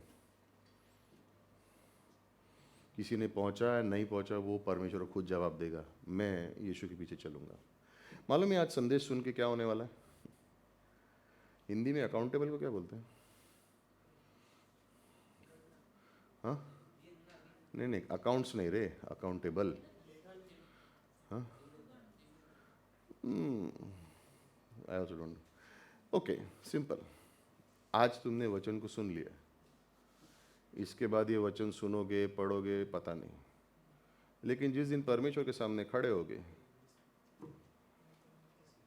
तुमने इस दिन पर ये वचन को सुना था, क्या किया? जिम्मेदार हो गए, करेक्ट? अब तुम जिम्मेदार हो गए हो क्योंकि तुमने इसको सुन लिया।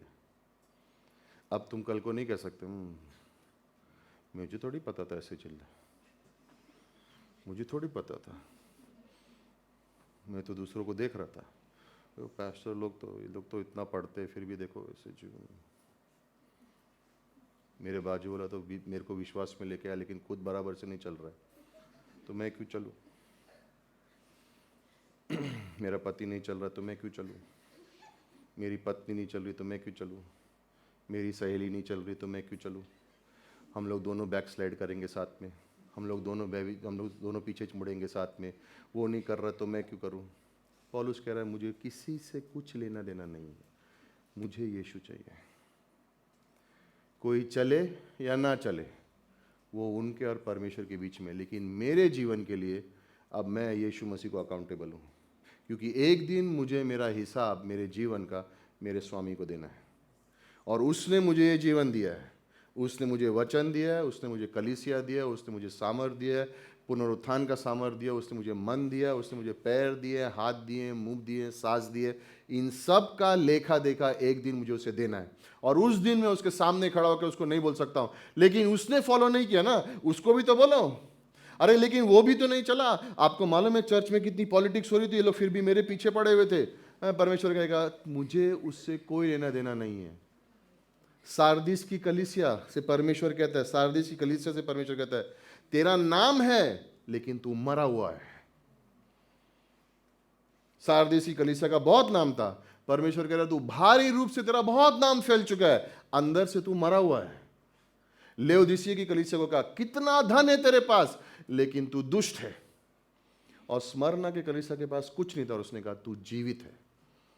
उस पे सताव हो रहे थे और परमेश्वर कहता है तू कलीसिया तू जीवित है। दूसरे के जीवन में क्या चल रहा है उससे मुझे क्या लेना देना है? मुझे मेरा हिसाब यीशु को देना है, और मैंने वो जो पौलुस ने कहा है मुझे वो करना है ताकि मैं उसे जान सकूं, उसके बारे में नहीं, मैं उसे जान सकूं। जब पति पत्नी होते हैं, शादी होते हैं, तो एक दूसरे के करीब आते हैं कि एक दूसरे के बारे में जानते रहते हैं? हेलो, कितने शादीशुदा हैं यहाँ पे? एक ही जन? नहीं, निर्मल की सबसे लेटेस्ट शादी हुई ना, है ना? शादी होने के बाद तुम मेरे बारे में पहले जान लो, मैं तुम्हारे बारे में जान लूँगा, फिर हम लोग साथ में जिएंगे। ऐसा होता है क्या? नहीं। जिस दिन अंगूठी पहना दी उस दिन दो एक हो गए। उसके बाद तू और मैं नहीं, हम हैं। जिस दिन विश्वास कर लिया अब अलग नहीं है, अब एक हैं मसीह के संग। तो हम यीशु के बारे में सिर्फ नहीं जानना चाहते, हम यीशु को व्यक्तिगत रूप से जानना चाहते हैं, उसका अनुभव करना चाहते हैं। इसीलिए उसको दूल्हा कहा गया है और कलीसिया को दुल्हन कहा गया है, क्योंकि दोनों के बीच में एक गहरा संबंध है और दोनों एक होके एक हो जाते हैं, और वो हमारा सर है और हम उसका शरीर। सारदीस की कलीसिया, तेरा नाम है, बहुत नाम है तेरा, लेकिन तू अंदर से मरा हुआ है। अपने आप की इवैल्यूएशन, सेल्फ इवैल्यूएशन, हाँ, खुद का मूल्यांकन मत करो, मैं उससे अच्छा हूँ, वो मुझसे बुरे हैं। वो मूल्यांकन यीशु मसीह का काम है, तुम्हारा नहीं। हमारा काम यीशु के पीछे चलना है और उसको जानना है, यू नो। वर्ष नंबर 13। हे भाइयों, मेरी भावना ये है नहीं कि मैं पकड़ चुका हूँ, परंतु केवल ये एक काम करता हूँ कि जो बातें पीछे रह गई हैं उनको भूलकर आगे की बातों की ओर बढ़ता चला जाता हूँ।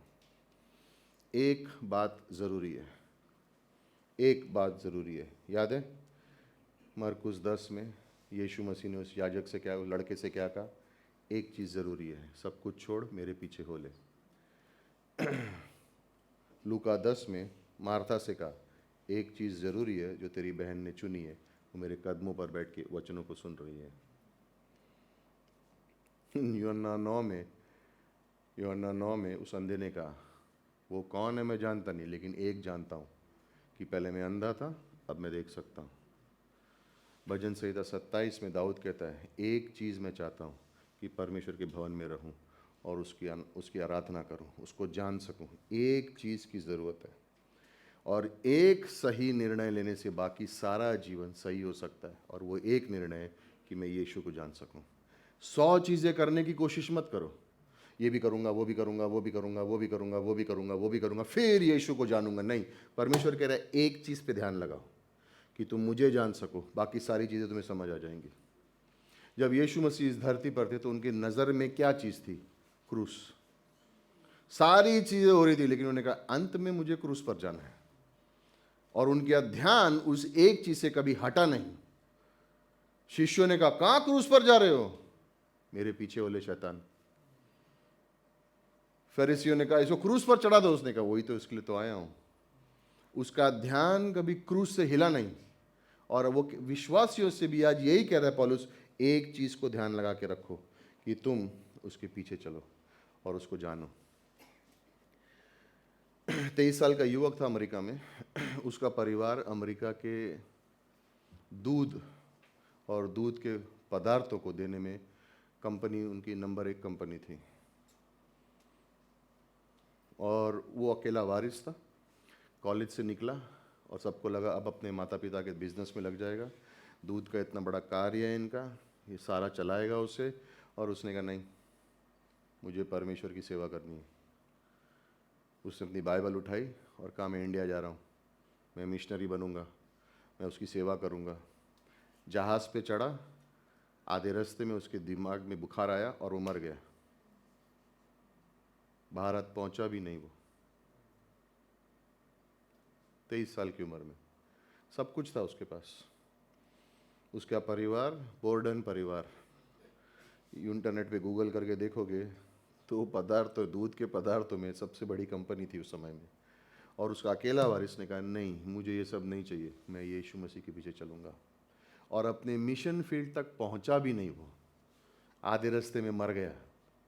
और लोगों ने कहा, हाय हाय हाय, जिंदगी बर्बाद। कितना बड़ा युवक, कितना धन, कितना कुछ था, देखो क्या करने निकला और आधे रास्ते में मर गया, कुछ कर भी नहीं पाया। जब उसकी शरीर को लेके आए वापस अमेरिका में तो उसकी बाइबल मिली। वो बाइबल प्लास्टिक में लिपटी हुई थी, और उसमें उसने लिखा था, वापस नहीं जाऊंगा, कोई संकोच नहीं है, और वापस दुनिया को नहीं, परमेश्वर को अपना जीवन मैंने समर्पित कर दिया, पीछे नहीं मुड़ने वाला हूँ। उसकी माँ ने उसकी तस्वीर ली और कागज़ में, अखबार में छाप दिया। वो 100 युवकों ने कहा हम जाएंगे भारत, अपना काम वाम छोड़ के 100 मिशनरी लोग इस देश पे आए और उन्होंने क्या कहा, यीशु को जान सकें। डेविड लिविंगस्टन 15 साल का ड्रम बजा रहा था और एक मिशनरी ने कलीसिया में आके समाचार प्रचार किया, सुसमाचार, और कहा अफ्रीका में कोई भी दिन पे अगर पहाड़ पे खड़े हो तो 1000 गांव दिख सकते हैं जहाँ पे शराबी पहुँचे हुए हैं, जहाँ पे बेविचार चल रहा है, जहाँ पे लोग मूर्तियों की पूजा कर रहे हैं, जहाँ पे लोग पेड़ों की पूजा कर रहे हैं, लेकिन सुसमाचार बांटने वाला कोई नहीं है। और 15 साल का डेविड लिविंगस्टन पीछे ड्रम बजा रहा, और उस 15 साल की उम्र में उसने कहा मैं जाऊंगा, मैं जाऊंगा। 21 साल की उम्र में वहाँ छोड़कर अफ्रीका गया। उस समय में अफ्रीका में सिर्फ जंगल थे। 30,000 किलोमीटर सिर्फ पैर पे चला है वो, और सारे अफ्रीका में जाके सुसमाचार बांटा, सारी कठिनाइयों के बावजूद भी। जब वो मरा तो अफ्रीका के लोगों ने कहा तुम इसका शरीर लेके जा सकते हो, लेकिन इसका दिल हमको यहाँ चाहिए। इसका दिल अफ्रीका में था, तो उन्होंने उसके दिल को काटा और वहाँ पर उसको दफना के रखा एक जगह पे अफ्रीका में, कि डेविड लिविंगस्टन का दिल हमारे अफ्रीका में था, परमेश्वर के सुसमाचार को यहाँ लेके आया वो, और हमको उसने बताया कि परमेश्वर कौन है। 16 साल के लड़के ने निर्णय लिया और एक दिन परमेश्वर ने उसकी इच्छा को पूरा किया। क्या कह रहा था वो, मैं यीशु मसीह को जान सकूं और उसकी बुलावट के पीछे चलूं जो उसने मेरे लिए ठहराई है। मैं ये नहीं कह रहा हूँ कि आपको अफ्रीका जाने की ज़रूरत है, मैं ये नहीं कह रहा हूँ कि आपको विलियम बोर्डन बनने की ज़रूरत है, मैं ये कह रहा हूँ कि तुम्हारी बुलावट सिर्फ तुम पूरी कर सकते हो और कोई नहीं कर सकता है। जिस कार्य के लिए परमेश्वर ने तुम्हें बुलाया वो सिर्फ तुम पूरा कर सकते हो और कोई नहीं कर सकता है।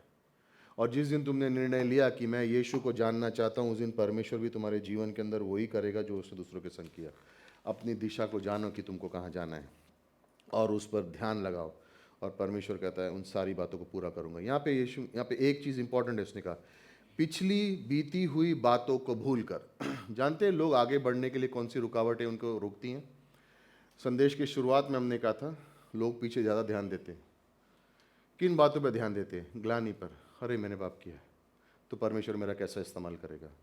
पौलुस कहते हैं भूल जाओ उन बातों को, भूल जाओ उन बातों को कि पिछली बातों क्या हुई है तुम्हारे संग। कुछ लोग बोलते अरे मैं इस जीवन में जिया और पिछली बात में इतना कुछ मैंने किया और मेरा नाम हुआ, लेकिन अब वो होगा कि नहीं होगा। पौलुस कहता है जो महिमा तुमको पहले मिली थी उसको भूल जाओ, उन बातों को भूलो और परमेश्वर की ओर चलो। पिछले जो दुख थे उनको भूल जाओ।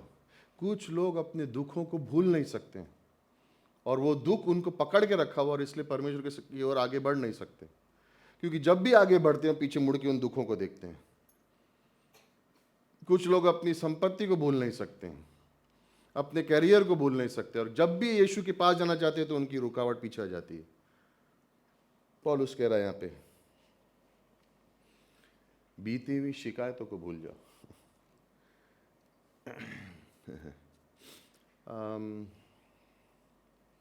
ऐसा कोई है यहाँ पे जिसके संग किसी ने बुरा किया हो? हेलो, आवाज़ आ रही है? हेलो, आवाज़ आ रही है? ऐसा कोई है यहाँ पे जिसके संग किसी ने आपके संग बुरा किया हो? कोई है? कोई नहीं? किसी ने आपके संग कभी कोई बुरा नहीं किया? एक ही? आप लोग बोले क्या सवाल पूछता है। माफ़ किया उनको कि अभी तक पकड़ के रखा है उसने आपको? हाँ, माफ़ कर पाए हो? मालूम है आगे क्यों नहीं बढ़ रहे हो? क्योंकि किसी ने आपके संग बुरा किया, उसको अभी तक आपने माफ़ नहीं किया हुआ है। वो आपके जीवन में शायद रुकावट बन गई है।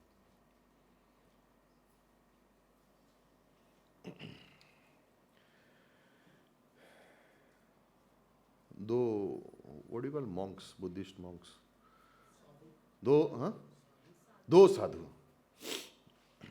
साधु चल के जा रहे थे रास्ते, बारिश हो रही थी, नाला भरा हुआ था। थोड़ा आगे चल के गए तो एक खूबसूरत लड़की खड़ी थी। तो एक साधु ने पूछ लिया क्या हुआ? उसने कहा मुझे उस पार जाना, लेकिन नाला भरा हुआ है, कैसे जाऊं? तो उसने कहा कोई बात नहीं। उसको उठाया, नाला पार किया, वहाँ पे रख दिया, वापस आया। दूसरा साधु साथ में था। बोलता वाह, जब हमने साधु बनने का प्रण किया था तो हमने क्या बोला था? हम स्त्री को देखेंगे भी नहीं, उसको छुएंगे भी नहीं। तूने तो उठा लिया उसको, तूने तो उठा लिया उसको।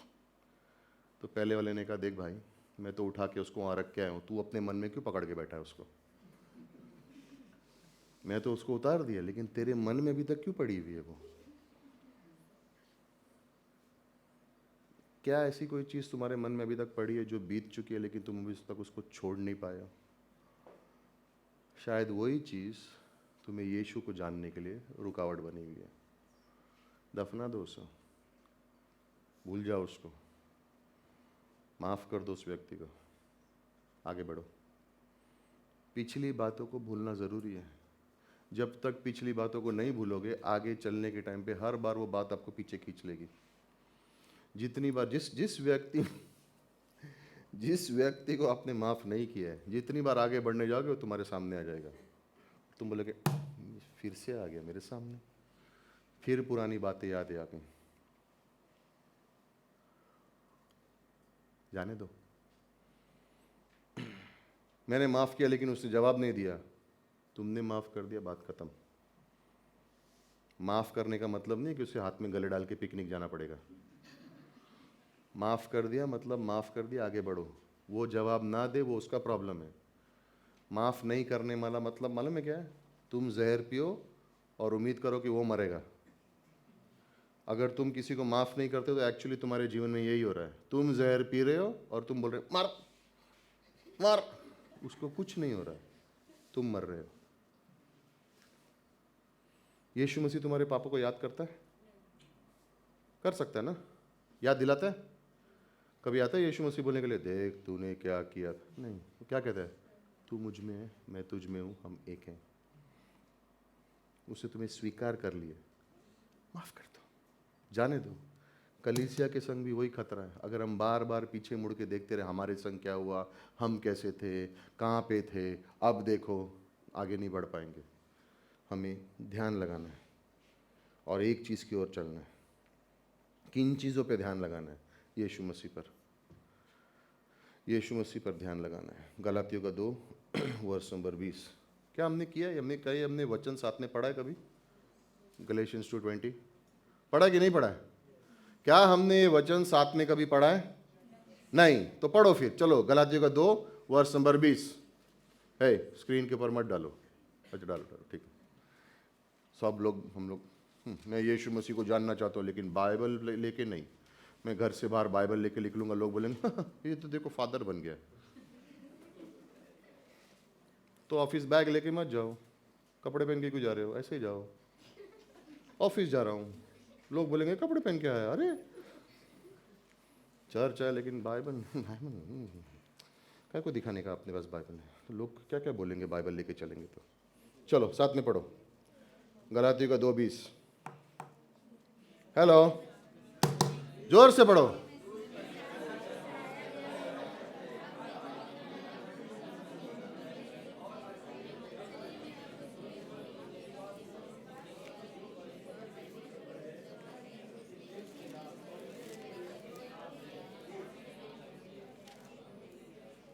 क्या लिखा है? मैं मसीह के साथ क्रूस पर चढ़ाया गया हूँ। अब मैं जीवित ना रहा, पर मुझ में मसीह जीवित है। और मैं शरीर में अब जो जीवित हूँ तो केवल उस विश्वास से जीवित हूँ जो परमेश्वर के पुत्र पर है, जिसने मुझसे प्रेम किया और मेरे लिए अपने आप को दे दिया। अब वहाँ पे वो वर्ड दिख रहा है, मैं, दिख रहा है कि नहीं? वहाँ पे वर्ड है मैं, अच्छा मेरे है, हाँ। तो वहाँ पे अभी उसको चेंज करेंगे और वहाँ पे अपना नाम डालेंगे। रेडी? तभी कैसे पढ़ोगे नीतेश? नीतेश मसीह के साथ क्रूस पर चढ़ाया गया है। अब नीतेश जीवित ना रहा, पर मसीह नीतेश में जीवित है। समझा? अभी वैसे पढ़ेंगे, अपना अपना नाम लेना, बाजू वाले का नहीं। रेडी? रेडी? 1 2 3 चलो पढ़ो। मैं नहीं, अपना नाम लो। मैं और मुझे के बदले अपना नाम डालो उधर। रेडी? अभी बोला मैंने और वापिस सुन ले। मैं मसीह, मैं नहीं, अपना नाम डालो। रेडी? चलो।